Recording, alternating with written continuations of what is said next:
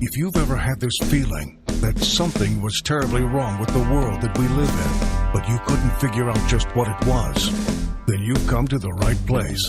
Secret societies, mystery religions, and the Illuminati have been controlling our reality since the beginning of time. But not anymore, because there is an awakening happening, and you are about to become a part of it. Wake up, because this is a call for an uprising. This is a call for an uprising. Welcome to today's show. This is important stuff that people should know leading into the circus that will be tomorrow. Before I get into it, I just want to say really fast to the YouTube algorithm and all of the people out there who constantly do videos, who don't listen to a word that I say, that think I'm a Trump supporter. I am not a Trump supporter. I am not a Biden supporter. I am not an Obama supporter. I have never voted or supported anyone in any party. That includes the Tea Party.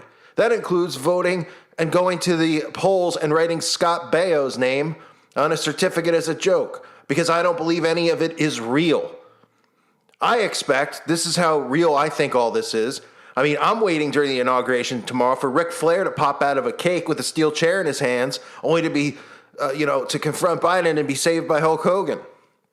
That, to me, is what politics are. That's what I believe. So this is not any support of any of the charades that have been going on in this country that they continue to want people to believe in. But, again, if this video gets a flag or a strike or demonetized, it just shows you that they don't want you to know that politics are a scam, that the left and right is a scam, because that's exactly what it is. So this is not a pro-Trump video or an anti-Biden video. This is an anti-politics video, because none of these people are really running or being elected. They're pre-selected by their brothers in the secret society. So there is a new narrative, and I want to show you this in a second.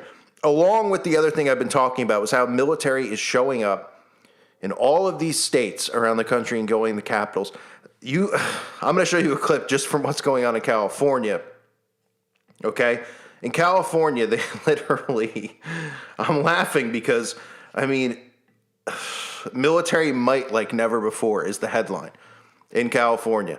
Military might like never before. So they're either preparing everybody for something, or this is going to be the beginning of some type of constant bringing in of the National Guard all of the time to get people conditioned and used to seeing the National Guard in their cities and towns, almost like it's seeing the police. Military might like our area has never seen before. CBS 13 Steve Large is live with this incredible display, Steve, of military power.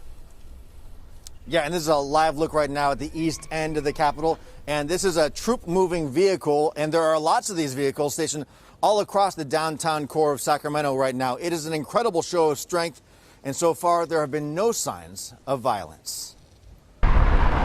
Night Watch and the California National Guard. Military trucks lining the streets under the brightly lit Capitol Dome, armed guardsmen protecting the downtown grid.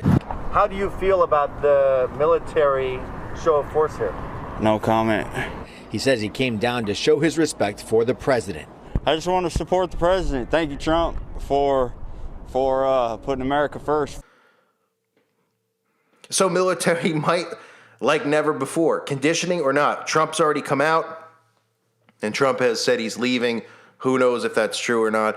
I guess it is at this point, but I mean, nothing at this point surprises me. Whatever the script says is what they're going to go by. This is something else that everyone needs to see. As of a few hours ago, they are dismissing members of the National Guard because they have a new narrative. Now, there's a few things that are really concerning. The new narrative is that they're vetting people in the National Guard, which you would think they might do in advance. You'd think, right? They're vetting people in the National Guard who are Trump supporters or MAGA or any of this nonsense, or they believe is a threat to turn. I mean, this is like out of, it's really just out of a movie is what it is. You know, they might show up there with plans to disrupt the inauguration or something like that. So they've dismissed these people. And of course, they're linking them to conspiracy. U.S. Army National Guard members now removed from inauguration duty as part of the security vetting process. Investigators say they have found to have ties to fringe militia groups. The Defense Department and the FBI have not said what group the Guard members belong to. Pete, let me also ask you while you're here, the U.S. has filed conspiracy charges against an Oath Keeper leader. We did see some video on the day of the siege of what looked like these coordinated formations moving very deliberately up the Capitol Hill steps. People who were in military gear, it said Oath Keeper on the back of much of that gear. Pete, what can you tell us about this conspiracy charge?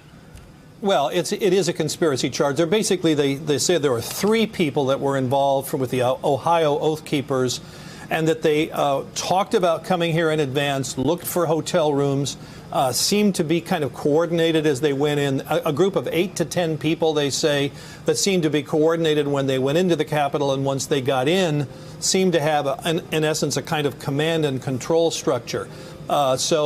There are 3 people that are connected with this, 2 of them from Ohio, 1 of them from Pennsylvania, I think, and this is part of the FBI's real effort here to focus on, to what extent was there a command and control structure? People planning this in advance, running it once it got in there. And a lot of these people are current or former military, and they had military type garb on. They were wearing body armor or helmets or goggles, sort of tactical equipment, many with Oath Keeper patches. Yeah. There have been about 11 people identified that are in what you might call radical extremist groups. The 3%ers, the Oath Keepers, the Proud Boys, the QAnon. So that's been a real focus of the FBI. Now, one of the things, in addition to them pretty much saying, look, these guys, we have them connected to conspiracies and Q. Of course, Q again, for the millionth time, which I've covered, Q just constantly, we've been saying it for years. I said it in one of my previous videos. How many truth channels have been saying it? And you know what the response was? You're just jealous because QAnon's bigger. Actually, my channel would have been bigger than any following QAnon would have had if it didn't get censored. And a lot of other truthers would be too. The reason that all of us didn't believe it is because there's nobody on the inside. This ain't a movie, okay, where there's somebody on the inside. That's like saying there's somebody on the inside in the mob and they don't know he's there and he doesn't get whacked or vanish overnight, a la Jimmy Hoffa. Don't work like that. They're not leaking it. Trump's not leaking it. And the insane theory of Robert F. Kennedy Jr. leaking it just shows you how desperate people are to cling on to something that isn't real. You want to cling on to something that is real? Cling on to Jesus Christ. Because that's the only truth in this world. And that's the only thing that matters. You ain't getting salvation through Trump, whether you believe that he's on the good guys' team or the bad guys. You're getting it through Christ. So stop putting all your eggs in this basket and thinking that things are going to be perfect and wonderful. This is all planned out like a chess game in advance. They know what's coming. They make the rules. They want us to follow it in a certain way. And the goal is not to let your emotions get involved in this and to watch it from a perspective where you can actually assess what they're doing, realize what they're doing, and warn people about what they're doing.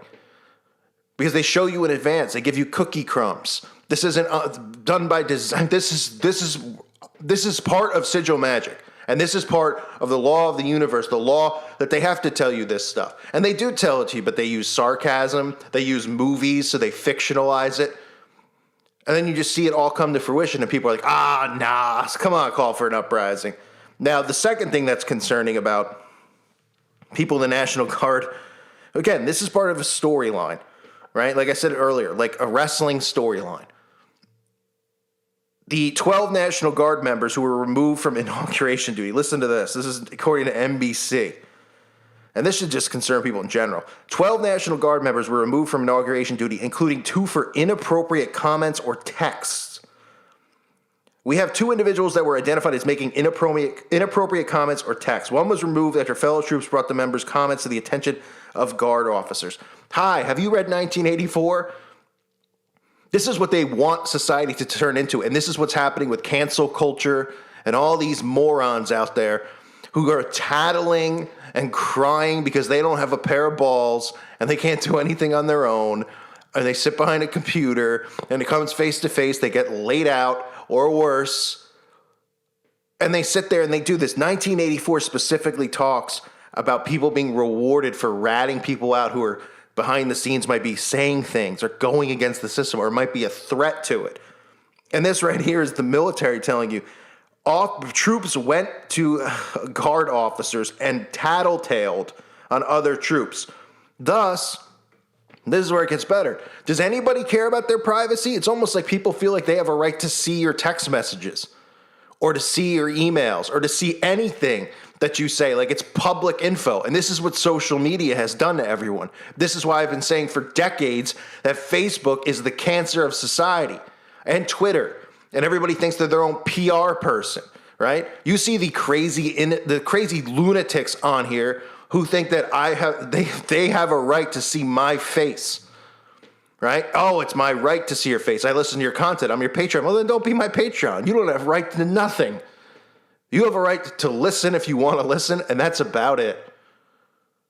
But people feel entitled to these things. Oh, I deserve to see somebody's text messages. Oh, and this is just predecessor to that.